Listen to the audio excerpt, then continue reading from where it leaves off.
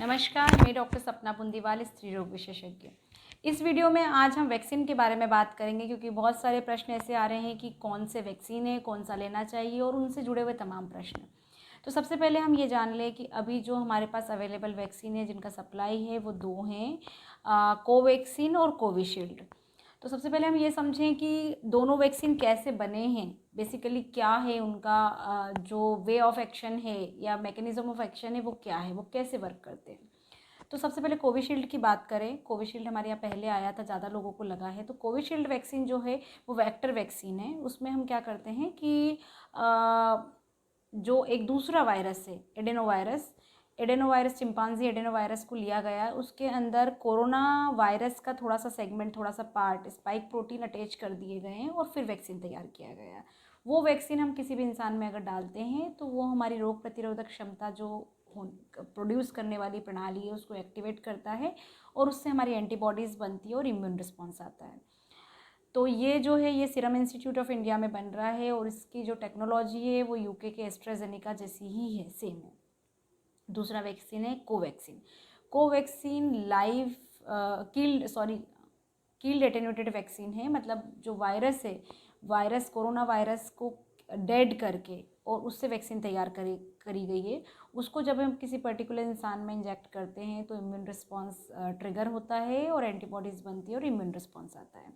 तो इस तरह से दोनों वैक्सीन से हमें इम्यूनिटी डेवलप होती है। अब हमें लेना है कि नहीं लेना है, तो हमें डेफिनेटली वैक्सीन लेना है। जितने लोगों को रिकमेंड किया गया है 18+ के ऊपर, सभी लोगों को वैक्सीन लेना है। बच्चों को वैक्सीन लेना है कि नहीं, अभी तक उतने ट्रायल और स्टडीज़ नहीं हुई है, नियर फ्यूचर लेकिन बच्चों को भी अबाउट 10 ईयर्स स्टार्ट हो जाएंगे। इसके अलावा दूसरे वैक्सीन्स की अवेलेबिलिटी, अभी स्पुतनिक आया है लेकिन अवेलेबिलिटी उतनी नहीं है। तो हम इन दोनों वैक्सीन्स में जो हमारे पास अवेलेबल वैक्सीन है हम उसके बारे में बात करेंगे। कौन सा वैक्सीन ज़्यादा बेहतर है, किसकी इफेक्टिविटी ज़्यादा है, तो इस प्रश्न का उत्तर ये है कि अभी हेड टू हेड कोई कंपैरिजन नहीं हुआ दोनों वैक्सीन में। तो दोनों ही वैक्सीन इफ़ेक्टिव हैं। तो आप दोनों में से जो आपके पास अवेलेबल हैं चॉइस में, आप वो ले लीजिए, क्योंकि अभी किसी भी वैक्सीन को हम सुपीरियर नहीं कह सकते। हालांकि जो कंपनी है वो क्लेम करती है कि कोविशील्ड की जो इफेक्टिविटी है 60-70% है, लेकिन एक्सटेंड होकर 90% तक इसकी इफेक्टिविटी है। और जो कोवैक्सीन है उसकी इफेक्टिविटी थोड़ी सी ज़्यादा है, 70-80% है। लेकिन अभी चूँकि इतने लोगों को कोवैक्सीन दिया नहीं गया है, ज़्यादा लोगों को कोविशील्ड लगा है, तो हम अभी डेफिनेटली या श्योर बेसिस पे कुछ भी नहीं कह सकते कि ज़्यादा इफेक्टिविटी किसकी है। तो दोनों में से ही कोई सा भी वैक्सीन आप ले सकते हैं। इसके अलावा किसको लेना है, तो सभी को लेना है। किसको नहीं लेना है वो मैं बता देती हूँ। जिनको फर्स्ट डोज से रिएक्शन हुआ है, एनाफाइलेक्टिक रिएक्शन हुआ है, एलर्जी हुई है, उनको नहीं लेना है। दूसरे वो पेशेंट है जिनको किसी भी फार्माकोलॉजिकल ड्रग या फूड से एलर्जी की प्रॉब्लम है, उनको डॉक्टर से सलाह लेके लेना है। तीसरे वो पेशेंट्स हैं जैसे गर्भवती महिलाएं और स्तनपान करने वाली माताएं, उनके लिए अभी गवर्नमेंट ऑफ इंडिया ने वैक्सीन के लिए निर्देश नहीं दिए हैं, तो उनको अभी नहीं लेना है। इसके अलावा जिनको एक्टिव इन्फेक्शन है, कोरोना का अभी एक्टिव इन्फेक्शन है या सिम्टम्स हैं, उनको वैक्सीन नहीं लेना है। और वो पेशेंट जिनको ब्लीडिंग डिसऑर्डर्स हैं, ब्लीडिंग डिसऑर्डर्स लाइक हीमोफीलिया है या ब्लीडिंग टेंडेंसीज है, उनको अपने डॉक्टर के सुपरविजन में उनकी सलाह से वैक्सीन लेना है। इसके अलावा इम्यूनो कॉम्प्रोमाइज पेशेंट, जो इम्यूनो कॉम्प्रोमाइज स्टेट में इसलिए हैं क्योंकि उनको कुछ ड्रग्स चल रही है, जैसे एंटी कैंसर ड्रग चल रही है, एंटी एड्स ड्रग्स चल रही हैं, उन लोगों को अपने डॉक्टर से सलाह लेकर फिर ही लेना है। या जिनको बचपन से इम्यूनो डेफिशिएंसी की प्रॉब्लम है, उनको अपने डॉक्टर से सलाह लेकर ही लेना है। इसके अलावा वो पेशेंट्स जिनको कोविड इन्फेक्शन हुआ है और प्लाज्मा थेरेपी दी गई है, मोनोक्लोनल एंटीबॉडीज़ दी गई हैं, उनको वैक्सीन नहीं लेना है। इसके अलावा बहुत सारी क्यूरीज आ रही हैं कि हाइपरटेंशन है, डायबिटीज़ है, किडनी डिजीज़ है या कोई क्रॉनिक डिसीज़ है, लंबी बीमारी है, उनको लेना है कि नहीं लेना है। तो इसके लिए ये है कि आपको लेना है। जितने भी क्रॉनिक डिसीज़ वाले पेशेंट्स हैं, जिनको लंबी बीमारियां हैं, उनको वैक्सीन लेने से बहुत फ़ायदा होगा। उनको अगर इन फ्यूचर कोरोना का संक्रमण होता भी है तो उतना मॉर्बिड नहीं होगा, उतना लीथल नहीं होगा, कॉम्प्लिकेशंस कम होंगे। तो उन सारे पेशेंट्स को लेना है। अब ये है कि इसके क्या साइड इफ़ेक्ट्स हैं। तो इसके साइड इफ़ेक्ट्स जो हैं जैसे नॉर्मली वैक्सीन्स के होते हैं वैसे ही हैं। इंजेक्शन साइट पे पेन होना, टेंडरनेस होना, बॉडी एक होना, सिर में दर्द होना, नेक पेन होना, और किसी किसी पेशेंट्स में, किसी किसी इंडिविजुअल में ये देखा गया है कि न्यूरोलॉजिकल डिसऑर्डर्स या डीमाइलिनेशन डिसऑर्डर्स कोविशील्ड के साथ देखे गए हैं, लेकिन बहुत ही रेयर कॉम्प्लिकेशन है वो। और कोवैक्सीन के भी सेम साइड इफ़ेक्ट्स हैं, उसमें डिजीनेस और नोजिया और एब्डोमिनल पेन और होता है। लेकिन ओवरऑल अगर देखें तो कोवैक्सीन के जो शॉर्ट टर्म साइड इफ़ेक्ट्स हैं थोड़े कम हैं और कोविशील्ड के ज़्यादा है।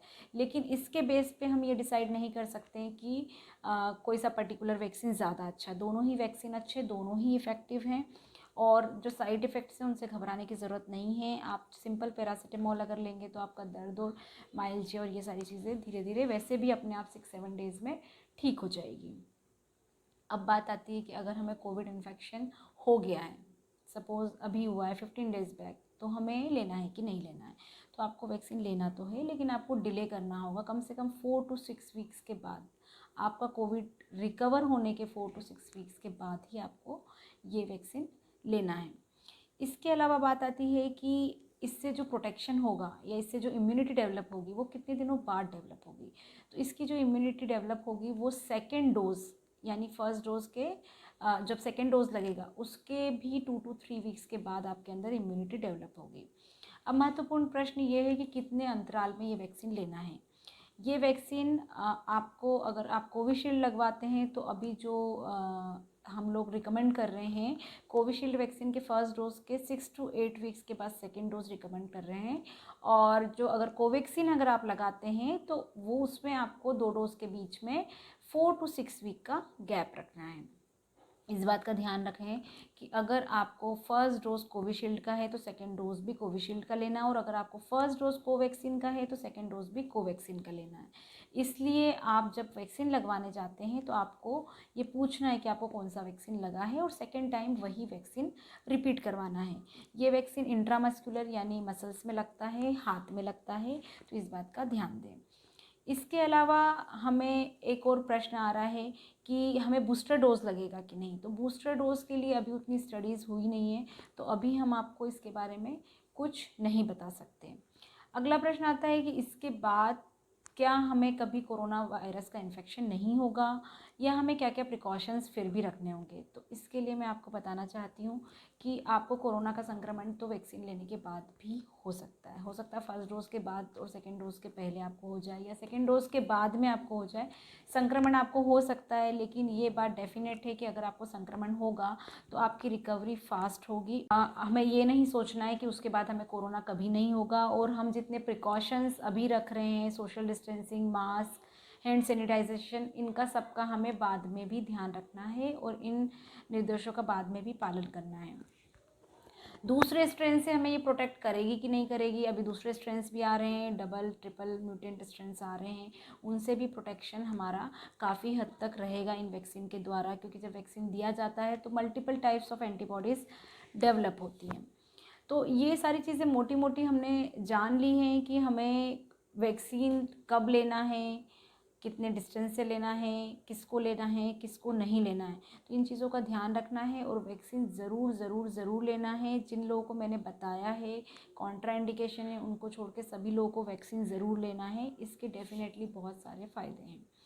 तो मेन बात ये है कि आप कोवैक्सीन और कोविशील्ड दोनों में से कोई सा भी वैक्सीन ले सकते हैं। बस ध्यान ये रखना है कि जो अवेलेबल है वो वैक्सीन लेना है, और सेकेंड डोज भी उसी वैक्सीन की लगानी है। तो मैं आशा करती हूँ कि आपके डाउट्स क्लियर हुए होंगे। तो आप ज़्यादा से ज़्यादा लोगों को शेयर करिए। धन्यवाद। हमें ये नहीं सोचना है कि उसके बाद हमें कोरोना कभी नहीं होगा, और हम जितने प्रिकॉशंस अभी रख रहे हैं, social distancing, mask, hand sanitization, इनका सबका हमें बाद में भी ध्यान रखना है और इन निर्देशों का बाद में भी पालन करना है। दूसरे स्ट्रेन से हमें ये प्रोटेक्ट करेगी कि नहीं करेगी। अभी दूसरे स्ट्रेन्स भी आ रहे हैं, डबल ट्रिपल म्यूटेंट स्ट्रेन्स आ रहे हैं, उनसे भी प्रोटेक्शन हमारा काफ़ी हद तक रहेगा इन वैक्सीन के द्वारा, क्योंकि जब वैक्सीन दिया जाता है तो multiple types of antibodies develop होती हैं। तो ये सारी चीज़ें मोटी मोटी हमने जान ली हैं कि हमें वैक्सीन कब लेना है, कितने डिस्टेंस से लेना है, किसको लेना है, किसको नहीं लेना है। तो इन चीज़ों का ध्यान रखना है, और वैक्सीन ज़रूर ज़रूर ज़रूर लेना है। जिन लोगों को मैंने बताया है कॉन्ट्रा इंडिकेशन है, उनको छोड़ के सभी लोगों को वैक्सीन ज़रूर लेना है। इसके डेफिनेटली बहुत सारे फ़ायदे हैं। तो मेन बात ये है कि आप कोवैक्सीन और कोविशील्ड दोनों में से कोई सा भी वैक्सीन ले सकते हैं, बस ध्यान ये रखना है कि जो अवेलेबल है वो वैक्सीन लेना है और सेकेंड डोज भी उसी वैक्सीन की लगानी है। तो मैं आशा करती हूँ कि आपके डाउट्स क्लियर हुए होंगे, तो आप ज़्यादा से ज़्यादा लोगों को शेयर करिए। धन्यवाद।